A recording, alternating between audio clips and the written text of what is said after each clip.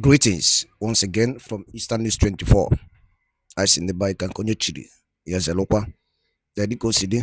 The bike no tell no Zia Eastern News 24. Because Tontina na yabo update Tajimakia. We be nido ako no bossing katana Eastern News 24. Alright, this is about according to the Biafran activist with Yabozi, as he quote. Breaking news. Biafran petition to the global world is making a huge impact in Nigerian government on injustice against Biafran people and Nnamdi Kanu, as UK investigative journalists indicate how Tinubu government pays a huge amount of money to each journalist to pretend that things are better, but they are lying. Hear the news in details. All right, this news will be according to international news here. So, man, can you open pay attention to hear it to yourself that the world is now being take notice on what is happening in Nigeria. So the over to you, sir. The Nigerian government likes to lie to itself, and they also like to pretend that things are better than they actually are. And by doing so, if the Nigerian government says it doesn't exist, well, then the rest of the world says it doesn't exist. And that means Nigeria looks better on paper. Hello, wonderful followers and subscribers of Holy Ghost, and I hope this video finds you well. This man we're about to listen to is a UK journalist who has decided to put himself on the line, okay, in order to expose what is really going on in Nigeria. And according to him, he has also planted people of like mind who are ready to put their lives on the line to expose the atrocity of the government. According to him, he said Nigerian government is 100% complicit, okay, of the genocide that is going on in Nigeria. And he said that Nigerian journalists, they've been caged. That most Nigerian journalists, they are paid by the government to report what the government want them to report. He's a UK journalist. See, this video you're about to, in fact, I almost shed tears while listening to this man. It is super loaded. You see, Nigeria have brilliant journalists, but can they talk? No. Even Rufai is trying to even say some few things, here is mine, you know, see what they are doing to him. Please, I beg you, I beg of you, make we try, make we make this video day viral as much as we can, okay? All right, God bless you. In case today is your first time coming across my video, this is Holy Ghost on platform, a platform that tell you undiluted truth. Thank you. Let's watch together now. One of the main reasons is the Nigerian government likes to lie to itself, and they also like to pretend that things are better than they actually are. And by doing so, if the Nigerian government says it doesn't exist, well, then the rest of the world says it doesn't exist. And that means Nigeria looks better on paper for whatever reason. And it's like a dog and pony show that the Nigerian government likes to play. Well, if you admit to the world that Christians are being systematically and intentionally massacred on your watch and cleansed from the land as they are being, then you have to do something about it. The world expects you to do something about it. Well, then you're supposed to do something about it. So there's the other part of this is that, yes, the Nigerian government is complicit, especially in the last, 8 years with 2 Muslim presidents in a row where they have turned a blind eye to the killings and have done nothing to stop it. Well, when they actually know that killings are going to happen and they don't intervene. Yes, and that's one of the things. So as part of our organization, we created Truth Nigeria, a outlet for journalists in Nigeria to tell the truth, because the Nigerian government doesn't want this information getting out. And if the Nigerian government doesn't say the story's getting out, they're not reporting it. And so we want to give an outlet to Truth Nigeria. So part of that project is we've been able to get intelligence and issue terror alerts. And so in 2024, we issued over 64 terror alerts. And you issue a terror alert when what is happening? So when we issue a terror alert, the police are notified, military is notified, local government officials are notified, the villages are notified. And they're notified of what? That there's an impending attack coming to your area. And how do you know that? Intelligence. From having your ear to the ground. From having our ear to the ground. We have our organizations operating in villages all over Nigeria, and well, people talk, people know things, and we've told people, if you hear something, you hear something, see something, yes, let us know. Okay, so just so people understand, you have your organization, Equipping the Persecuted. Yes. And that does what exactly? So Equipping the Persecuted was formed to be a boots-on-the-ground mission to respond to the attacks of persecuted Christians. So to the best of our ability and the resources we have, we try to respond to an attack within 48 hours with food, medicine, aid, anything we can do to help these people that have lost everything they had. And a lot of it, because when the villages are burned and razed to the ground, all the food supply is destroyed. They have no sleeping mats. They're just left with the clothes on their backs. And so the first thing they need is food. They need medicine. And then what became a big part of our mission is we now really help the wounded victims that are still surviving. So we pay for the medical costs of the surgeries. We send doctors in to treat the wounded. Wow. To help the kids that have machete wounds, bullet wounds. We try to patch them up and save as many lives as possible. So you have that on the one side, and then you decided to invest in Truth Nigeria, which is an extraordinary journalism site. Yes. Anyone who follows me, you probably have seen it on my feed. I put your stories out and your work out because there really isn't. I mean, there's a couple of people. There's a great guy, Tom Garba, and he has TG News, and he's worked, with the journalists of Truth Nigeria in the past. Yes. These guys are kind of all cut from the same cloth. They live and work in this extraordinarily violent and dangerous area where Christians are being hunted every single day. And yet they go out and they document the massacres and not just the killings, but the infrastructure and mechanism of the genocide.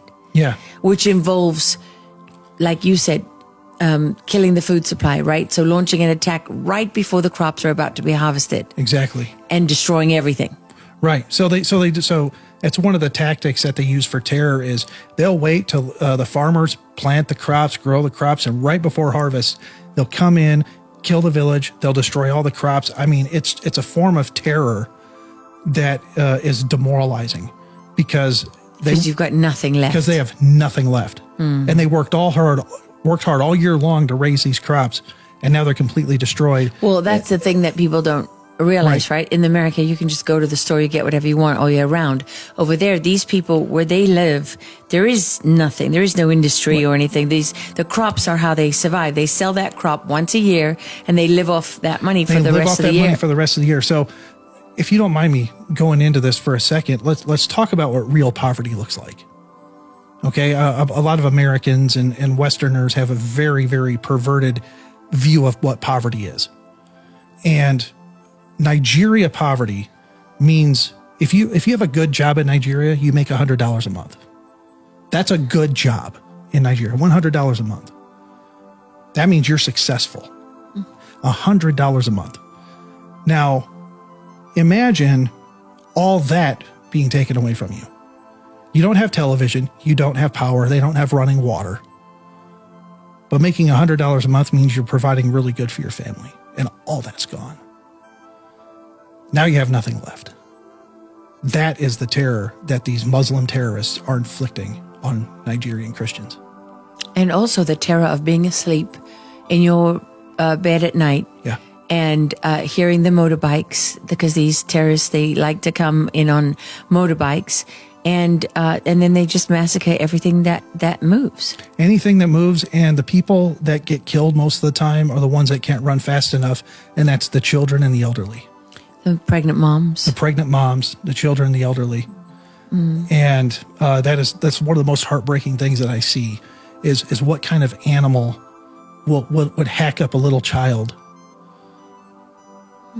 to death with a machete. Why? Why would you do that? Why would you shoot a mother who's pregnant? Why would you burn an elderly person alive? This is the kind of stuff we are dealing with every week in Nigeria, and it's silent. Well, I know when I was reporting on this a few years ago, there was over, around 100,000 people already killed in this genocide, Christians. Yes. And then, and now it's much more than that. And all the journalists I talked to, in Truth Nigeria, they all say the numbers are going up. It's escalating. Yeah, it's escalating. It's escalating more and more, and it's being downplayed more and more, even by the Nigerian government. There's so many. If it weren't for Truth Nigeria, you wouldn't hear about 90% of the attacks. 100%. If there weren't for Truth Nigeria, you wouldn't hear about it. And let me tell you, one of the reasons I started Truth Nigeria is just because of my background in being a filmmaker, being a person who has a quest for truth. I ran into our journalists like Masara Kim, like Lawrence Zango, and Mike O'Day, and I saw guys who don't care. They're willing to risk it all. They're willing to risk their lives. Yes. To bring people the truth. That's the kind of people we have at Truth Nigeria. They're willing to lay it all on the line. I'm like, if they're willing to lay it all on the line, I'm willing to support you. I'm willing to support these efforts to get the truth out. And why? Because at the end of the day, they're willing to risk their lives to save their country and to save their fellow Christians. You know, the first time I interviewed Masara Kim, one of the things he said to me that I never forgot was, I said, Masara, you know, you're right there living in these villages, right in this area where they're killing Christians, and you're exposing it. Yeah. I said, you know, aren't you worried you're going to be killed? And he said, oh, Mom, he said, I am very lucky. Most of my friends are dead. And he said, I have already lived, you know, longer than the rest of them. And, you know, he was just basically telling me he was on borrowed time. And Lawrence Zongo told me, it's not a question of if, it's when. It's when. So it's not just about being brave. It's really continuing to do the right thing and expose this all in a situation where you fully accept that what you're doing will result in your death at some point. Right. And they're willing to risk their lives to do it this. anyway. To do it anyway.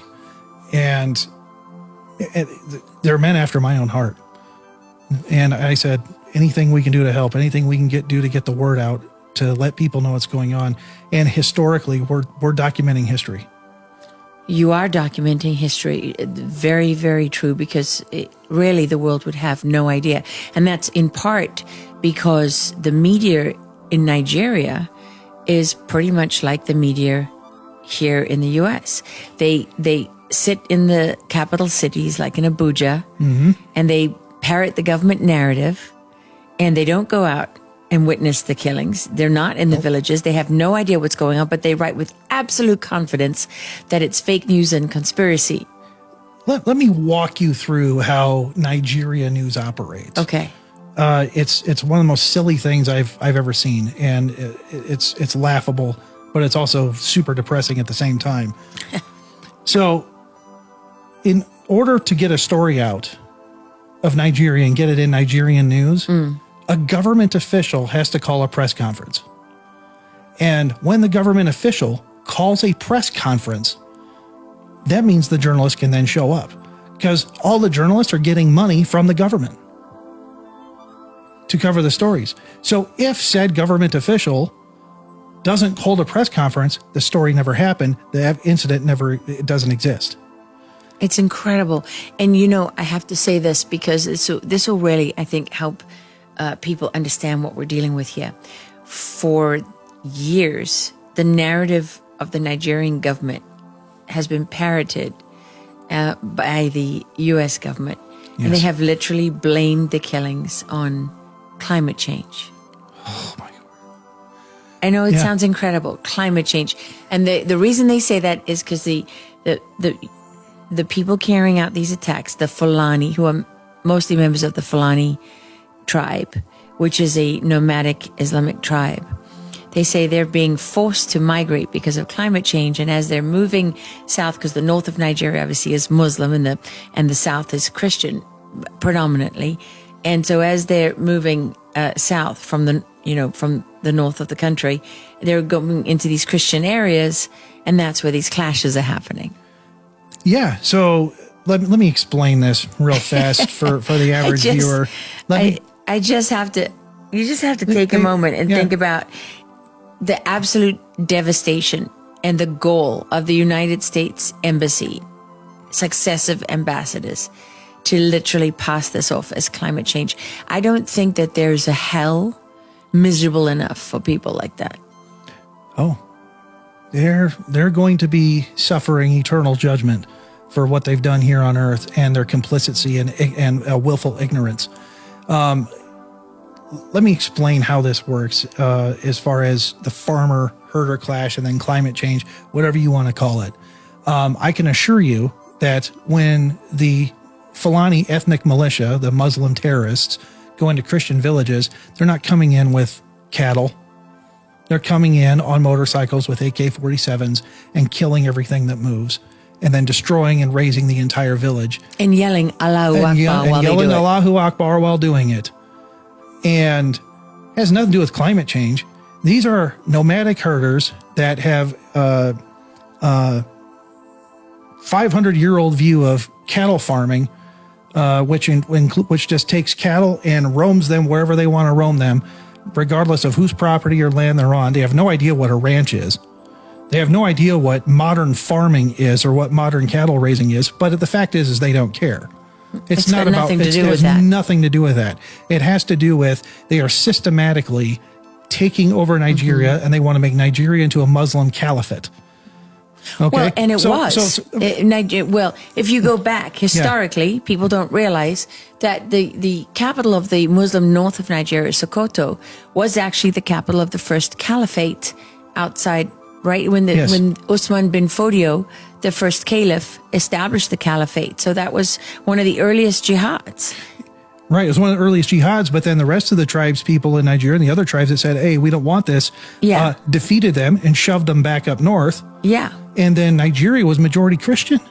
Yes, for a long time. There were African religions, but the British obviously came and brought Christianity. But when they brought Christianity, Nigeria was 70% Christian. Amazing. Now it's 50-50. It's 50% Muslim, 50% Christian. Because they've been killing. Because they have been going back to their systematic jihad. Now, look, Islam has conquered every civilization it's touched since 640 AD through three methods of jihad. One, cultural jihad. We'll move in, we'll blend in with the population as we're a minority. Then they start gaining a population, having lots of kids. Then once they get a population, they do political jihad. All right? And cultural. Then cultural jihad. Then after political jihad, once they have the political cover to do the violence, they go into violent jihad and take over territory. And that is how they have systematically taken over all of northern Africa. Across the border, right? I mean, throughout the center and east of Africa and west. And for some magical reason, every country they touch turns into war.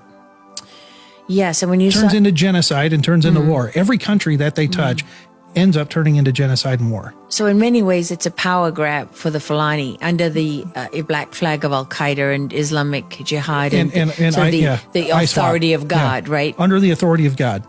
And the U.S. helps them.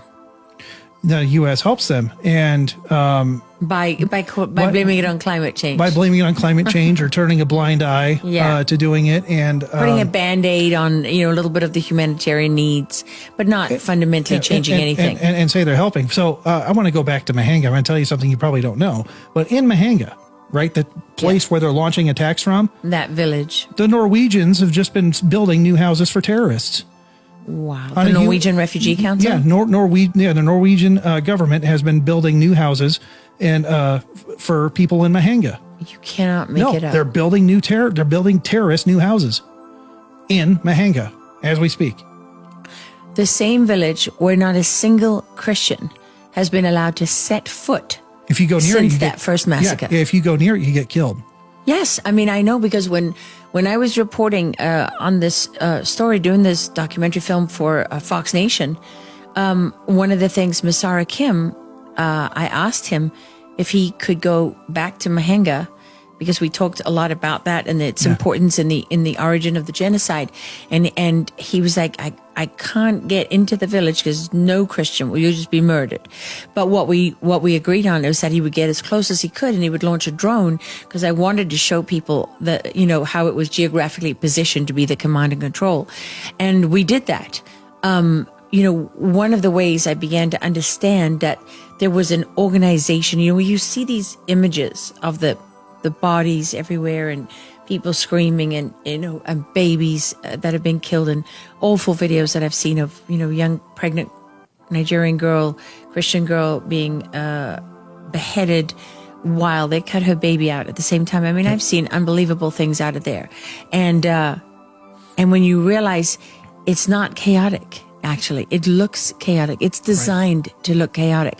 But when you are removing the food supply, not just for a month or a few months, but for the annual food supply, when you're taking away people's ability to stay on the land, when you're burning down not just their crops, but their homes, and then you don't allow them to come back, and you're trying to instill terror in them, because let's not forget, Nigeria doesn't have the Second Amendment. So most of these people, the vast majority for 20 plus years, have been unarmed, and many of them asleep, right? Well, Nigeria doesn't have a Second Amendment. They have no Second Amendment. Citizens are not allowed to protect themselves. And so when Nigerian Christians try to protect themselves, a lot of the time, the Nigerian government goes and disarms them, and a week later, they get killed by these Fulani Muslim terrorists with AK-47s and what the Nigerians refer to as sophisticated weapons, military-grade weapons, 50 caliber machine guns. So for some reason, Nigeria doesn't have a Second Amendment, but the terrorists can run around with military-grade weapons with no restriction whatsoever. But the minute Nigerians want to protect their own villages, protect their farms, they get disarmed by the Nigerian government. Just before you go, I want to beg you for one thing. I beg. See, you see the screenshot you see on the screen now. Now that's the name of my YouTube. I beg. Make una go YouTube now, please. Go follow me there. I beg una, please. You see, Uncle Mark, sometimes the guy they be like, could they smoke, bo? And the bang wadalo ni nenu dukun siwe geya bife wetelu no bosi uru tinketa. I gana punu kun riati ya basta maka ya bifenda nine muna wetela ye. Wa ifunche no dunkuno. Ngwana kemesi anu munnem.